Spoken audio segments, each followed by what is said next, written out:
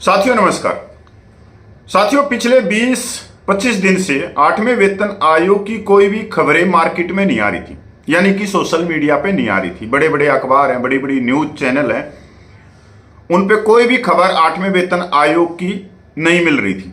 और जो गोदी मीडिया कोटाई वाले हैं वो अपनी खबरें बना लेते हैं, पर सच्चाई ये है कि पिछले 20-25 दिन में कोई भी खबर मार्केट में नहीं आई।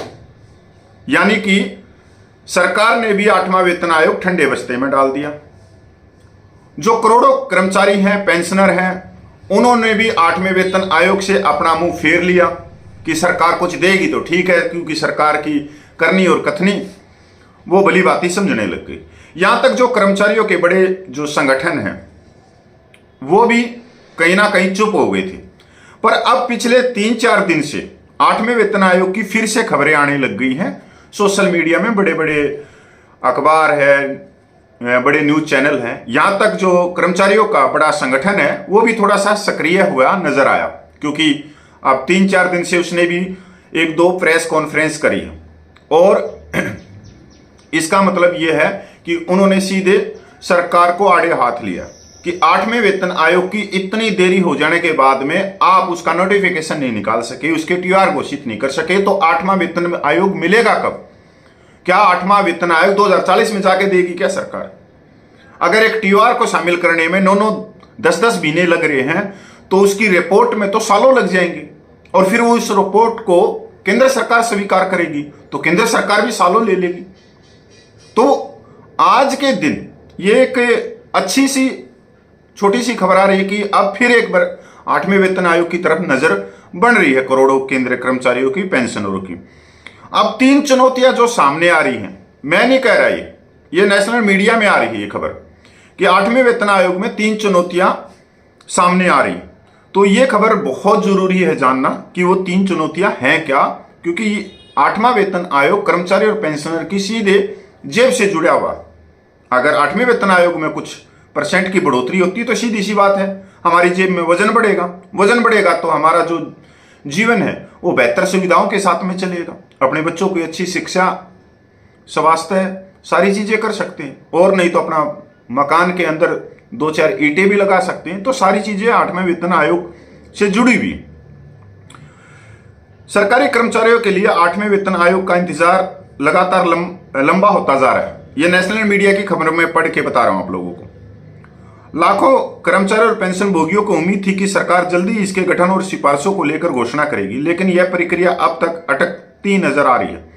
सूत्रों के मुताबिक आयोग की घोषणा में 3 प्रमुख वजह हैं जिनकी वजह से सारा मामला खिंचता चला जा रहा है।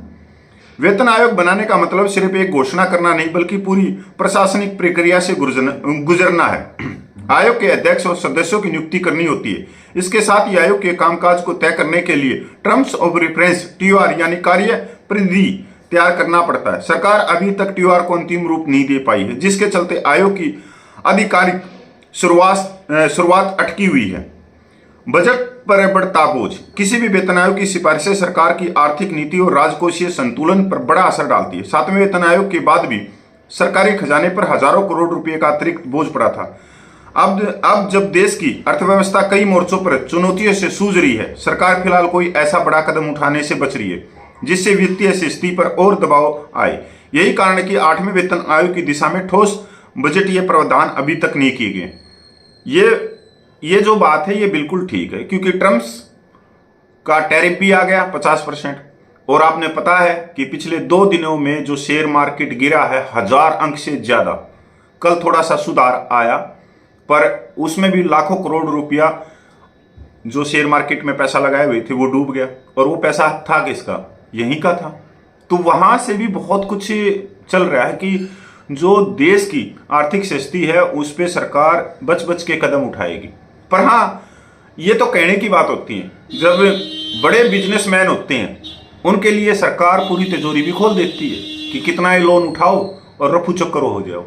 तो ये 2 चीजें अलग अलग दिशा में जाती है, क्योंकि देश को चला रहे कर्मचारी वर्ग। पर मैं इस बात को जोर दे के कहना चाहता हूं कि सरकार को जल्द से जल्द 8वां वेतन आयोग लागू करना चाहिए, जिससे कर्मचारियों का मनोबल बढ़े, वो अपने काम की समस्या बढ़ाए इस देश के विकास के लिए, और तभी हम इस ट्रम्प टैरिफ का जवाब भी दे सकते हैं। आगे क्या कह रहे हैं, नया सैलरी स्ट्रक्चर अभी नहीं हुआ पूरी तरह से तैयार। आयोग की सबसे बड़ी जिम्मेदारी होती है मौजूदा वेतन संरचना का अध्ययन करे कि नया स्ट्रक्चर तैयार करना। इसमें बेसिक पे, ग्रेड पे, भत्ते और पेंशन सिस्टम तक में बदलाव करना पड़ता है। सरकार ने कर्मचारियों और यूनियनों से इनपुट लेने की प्रक्रिया शुरू कर दी है, लेकिन यह अभी शुरुआती दौरे में है। अलग अलग वर्गों, विभागों और हितधारकों की मांगों को ध्यान में रखकर एक ऐसा मॉडल तैयार करना जो व्यवहारिक भी हो और राजकोष पर ज्यादा बोझ भी ना डाले, आसान काम नहीं है। जैसे जैसे साल 2025 खत्म हो रहा है, कर्मचारियों का ध्येय लगातार टूटता दिखाई दे रहा है। उन्हें भरोसा था कि यह आयोग समय रहते बन जाएगा और 2026 तक उनकी सैलरी स्ट्रक्चर में बदलाव लागू हो जाएगा, लेकिन मौजूदा हालात देखकर लगता है कि यह प्रक्रिया और लंबी खींच सकती है। बिल्कुल,